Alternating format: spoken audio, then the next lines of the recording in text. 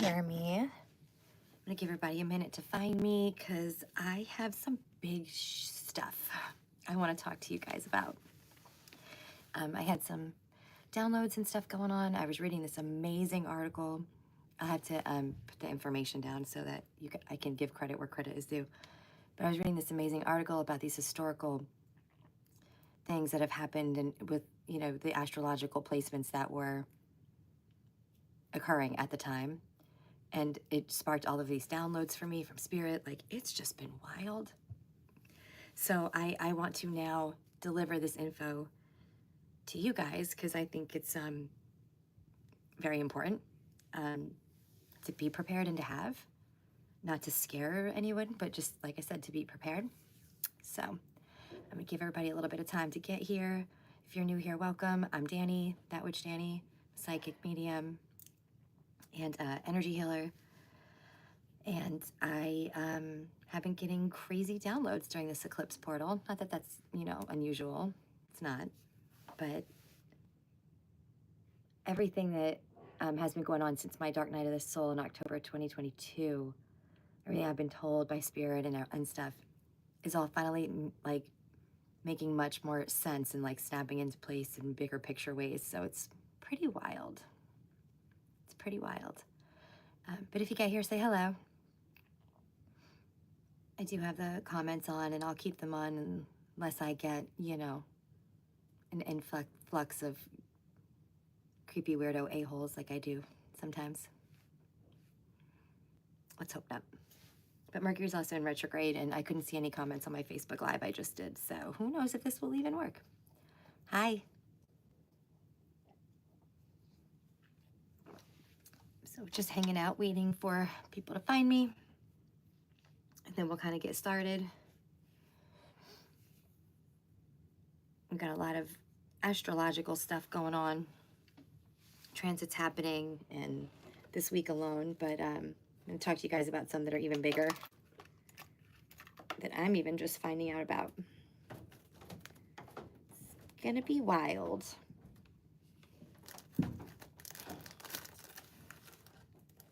All right. Hello, how are you? Welcome to the live. We're going to talk about some crazy astrology things that I've recently learned about. Scientology. Good God. You guys must be really bored. Like, that come on here and like do the whole troll thing. Like, you must be so bored in life. I'm sorry for that. What's that mudslide in my pants? You guys are amazing. Amazing. You never disappoint. I'll say that much. You never disappoint. Hey, Tony, how are you? Welcome. All right, so I was reading this amazing article. I'll post the a link to it or something, and who it was that that created it and everything, because it really was amazing. I learned a lot. Let's put it that way. But I'll post everything. And after, or like during it, while I was like reading this article, I was like mind blown, and I started getting all of these downloads from Spirit and like all this information and like things that I had been being told since like October 2022, since my dark night of the soul and stuff. It all started to make so much sense and like really fit into place nicely, like little puzzle pieces. And I saw the much bigger picture of it, and I'm just fascinated. But some of the things that were coming to me are actually coming up really quickly. So I didn't want to wait to jump on here and like tell you guys some things. So it's pretty wild. It's like going to be equal parts astrology and equal parts like historical fact, right? So this week is a pretty big week astrologically, but 2025 is sort of an unprecedented year anyway. There's things going on this year that we've never experienced in, modern history at all on Earth. And the 27th, Venus is going to retrograde back into Pisces, Venus being the planet of like love and relationships. So Pisces is emotional. It could be a little watery. On the 29th, we have a solar eclipse plus a super new moon in Aries that's happening at the same time. And then the following day, the 30th, is like the big deal. So on the 30th, Neptune is going to move from Pisces, where it's been since 2011 and where it's at home, because Neptune rules Pisces. That's its comfy spot. It's going to move out of that and move into fiery Aries, which is very driven and action-oriented and, you know, fiery. Aries is ruled by Mars, the planet of war. So that's a very big shift, right? Going from water to fire, from like dreamy, intuitive, you know, lovey Pisces, emotional, to like, you know, sometimes arrogant, and I only mean sometimes, but action-oriented and focused and driven, fiery ass Aries, okay? So it's a big shift, right? Now, simultaneously, like, well, not simultaneously, but very close together, we have what we call the generational planets, the outer planets like Uranus, Neptune, and Pluto. They're called generational because they rule a generation. Like, if you were born at the same time or around the same time as me, your Pluto isn't going to be in Libra, because we all have Pluto in Libra, because Pluto takes so long to shift signs that for, you know, years, Pluto's in the same spot, 19 to 20 years. It's the same case with Neptune and Uranus. They take a very long time to orbit the sun. They take a very long time to move through the signs of the zodiac. So they rule generations, generational planets. All three of them are going to enter new signs and shift really close together. That's unprecedented in modern history. We have no record of that, right? It's a big deal. It's an even bigger deal when you couple it with the fact that Pluto just moved from Capricorn into Aquarius, and Pluto had been in Capricorn for nearly 20 years. Pluto being the planet of radical change and transformation, and Aquarius being the sign of rebellion and revolution and conscious collective and advancement, right, as a society. Those two being together is like, the last time it happened 248 years ago was the American Revolution, 1776. Perfect. So when Pluto was in Capricorn, which is very serious and career-driven and structured, it was sort of all about structures like relating to authority. And then right after that, it went into Aquarius and it caused a revolution. And I sort of expect the same thing to happen now. Not sort of, I'm pretty certain. And not just me. But when Neptune leaves Pisces on the 30th, it's a place where it's been since 2011, 14 years later, right? It's like a full cycle for Neptune is 165 years. That's a long ass time. No one's gonna live out a full Neptune return, right? 165 years to do this. But the last time that Neptune moved into Aries was in 1861, which was the start of the Civil War. So the war started, this is when it gets cool, y'all. Stay with me. The war started on April 12th at 5 a.m. 34 hours later, Union forces surrendered. The war was over. Neptune entered Aries on April 13th, just after 3 p.m., exactly 34 hours after the Confederates attacked, and the same time the Union surrendered. See what I mean? How powerful these shifts are? Like, the exact moment that Neptune was like, yeah, I'm gonna move out of that, I'm good there, and shifted into Aries, the Union was like, I think we're good here. We don't really want to mess with this. What are we doing? Let's just forget the whole thing. What? Now, 2 weeks earlier, the United States experienced what's called its Uranus return, right? And it returned in the 7th house. That's the house of relationships and partnerships, which equals change plus like rebellion in relationships, right?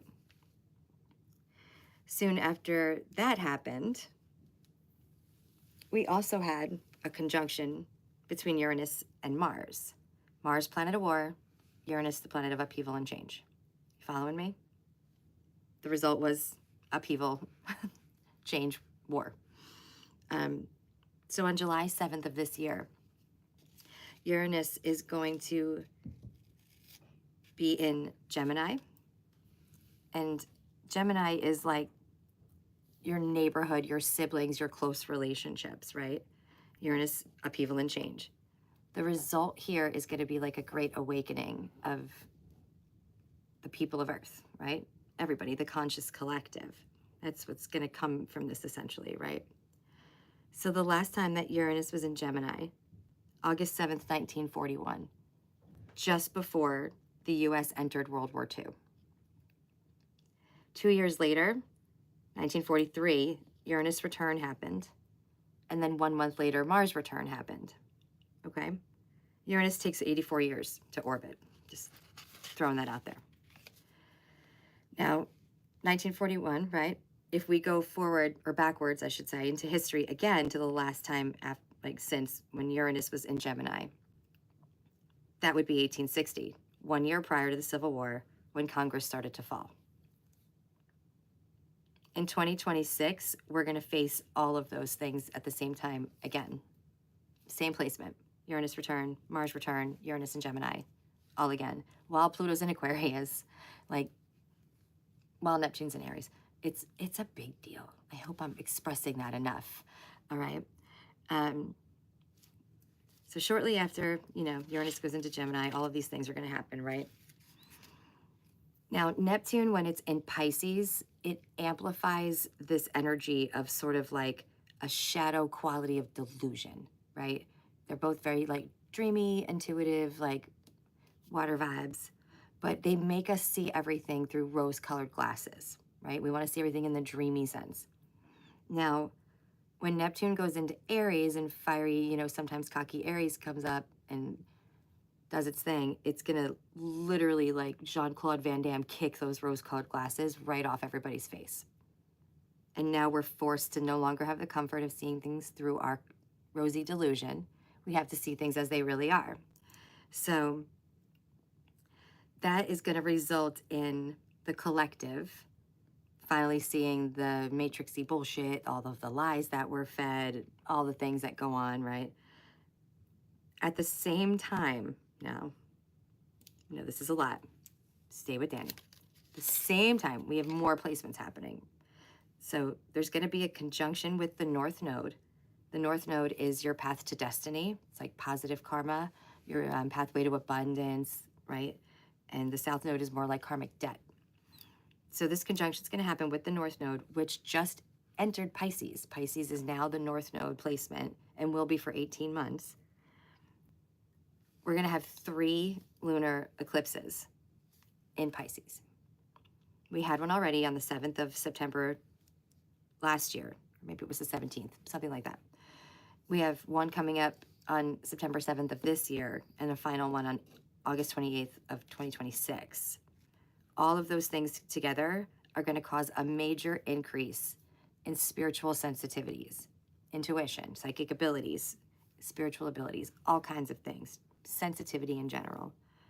Now, at the same time that that's happening, Saturn's going to conjunct the North Node. Saturn is the planet of responsibility. It's the one I call adulty vibes, right? Saturn makes you be an adult and do responsible things. It sucks. So now you're going to be responsible for your own spiritual awakening and ascension. That's going to happen at the same time. Now, all of that's happening, right? We still have the planet of war, the planet of upheaval meeting together in the house of partnerships and relationships. And then it's going to happen again in July of 2028, just 2 years later, which is also unprecedented. But this time they're going to have their shit together. So the first time it'll be a little wonky. They're going to be a little sloppy and not super close together or organized. When they come back together in July 2028, they're going to be ready and very organized. So upheaval, partnerships, relationships. I'm not saying there's going to be another civil war, but we're certainly setting ourselves up for one. Or something. Something like it, right? Now,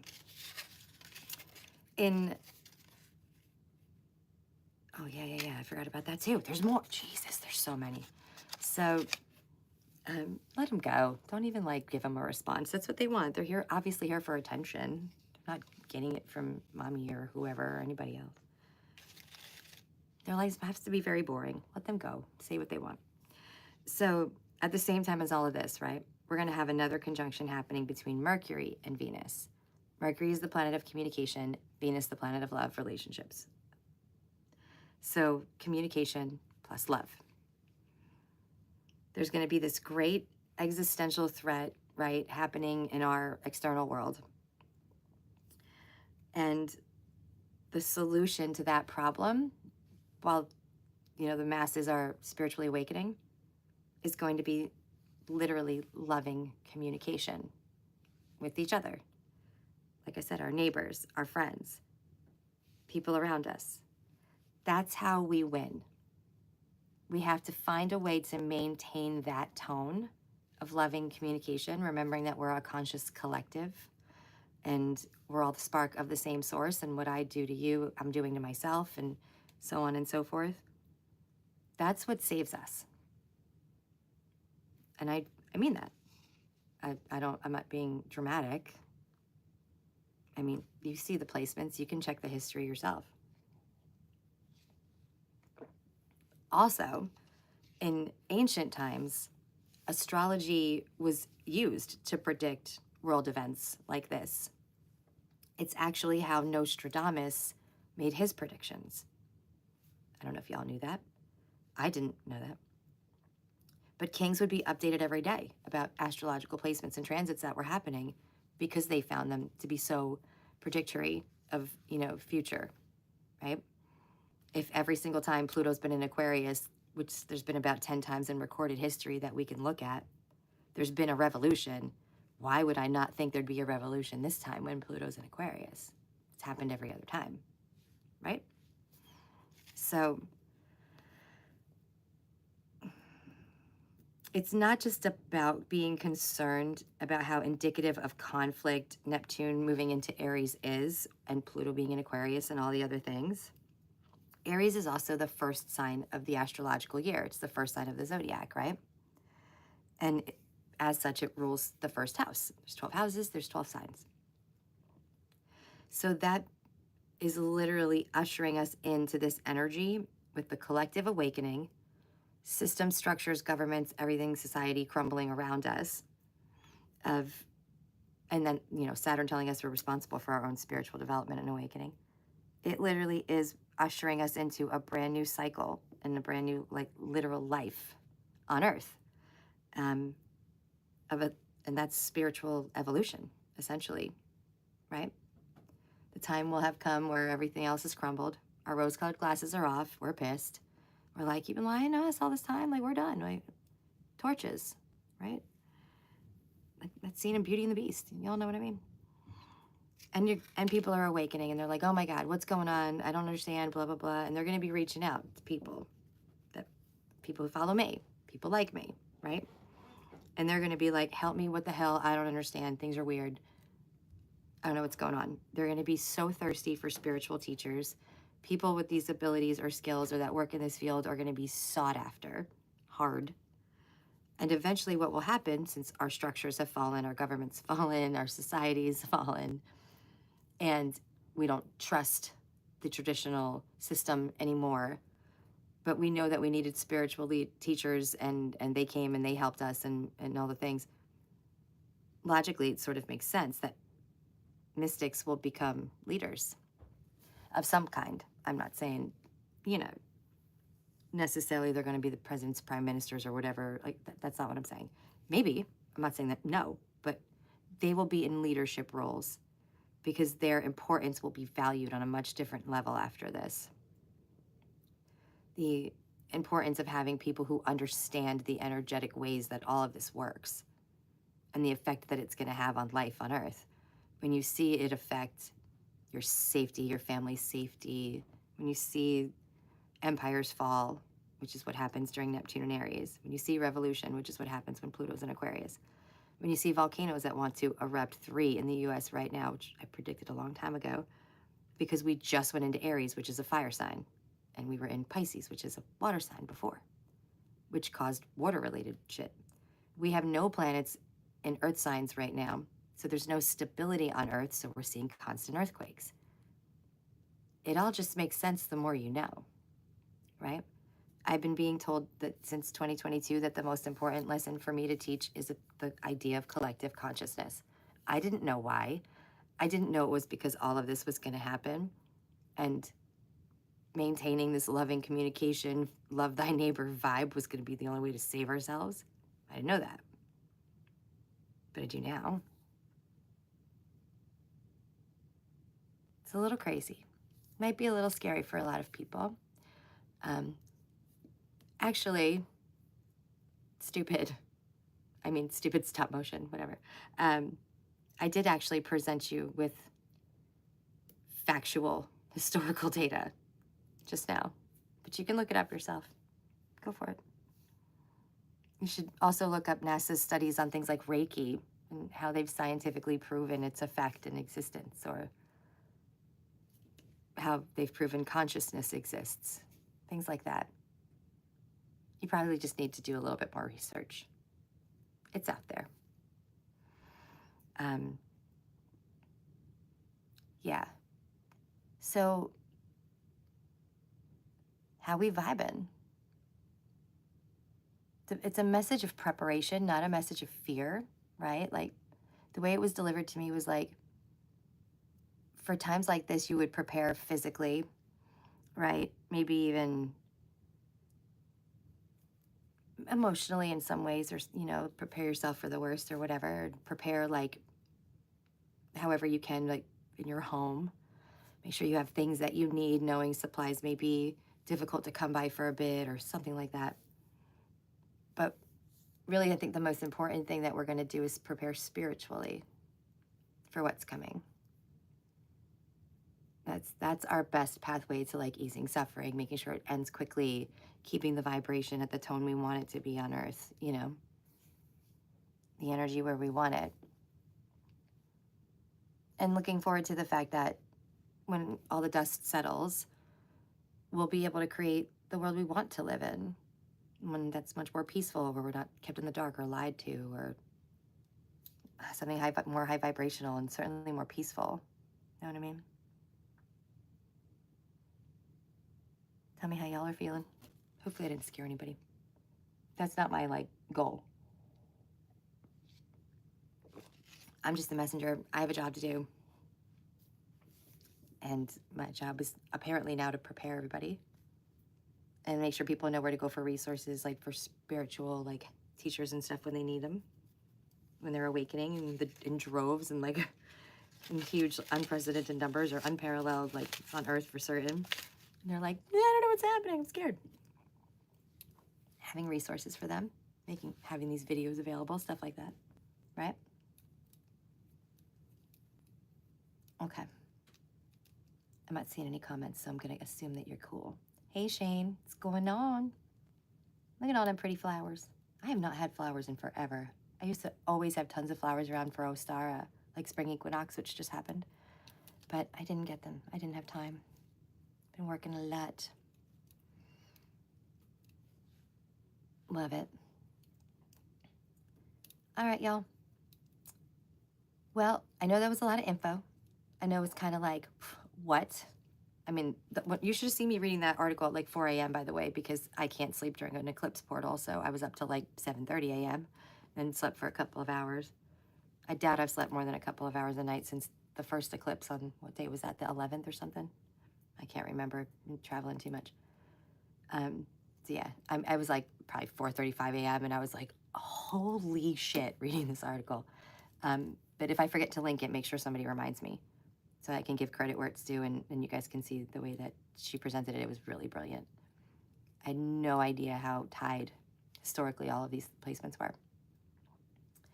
Much love. I'll be back because we've got so much going on this week. The whole Venus retrograding back into Pisces thing, and the bigger, like, solar eclipse, super new moon day, and then the Neptune and Aries day. So I'll be back. I do have to work those days, but maybe the 28th or something. I'll do it early. And I have readings to post for you guys. You know, I always give you guys sign-specific readings for every eclipse. So I have solar eclipse readings per sign, for each sign, that I'm going to bring to you guys. Do you guys like that? Do you want one for each zodiac sign, or would you want, like, a sort of, like, pick a pile situation, or do you want a collective message? Let me know. I'm happy to do the sign specific readings. They just take a long time. There's 12 signs. Like sometimes they're 40 minutes. Like it could take 12 hours to record and upload that, but I'm happy to do whatever y'all want. Just let me know. Thank you also for your continued love and support. Likes, shares, subscribes. We're getting there. I'm more than halfway to the watch hours that you need to start, like, you know, doing super chat and stuff like that. And we certainly have enough subscribers, which is awesome. You guys are rad. But I really do want to know what you want to see. And I really will give it to you. As long as it's nothing like I don't want to give. Or weird, because some of y'all are hella weird. Do what I feel. I mean, I always do a sign-specific message. Maybe I should just do that. I don't mind that it takes a while. Like, I'm happy to, like, put the energy in. It's more that, like, you guys have to wait to get them. You know what I mean? Okay. I'll start them later tonight. I have some things I got to take care of first, but thanks, guys. I appreciate you. Appreciate your love and support. Let me know if you have questions about this, or, like, you know, I'll keep updating you and we'll do this again, but that was a lot of info. I just want to make sure it's resonating. Okay? Love and light. Night, guys. Thank you.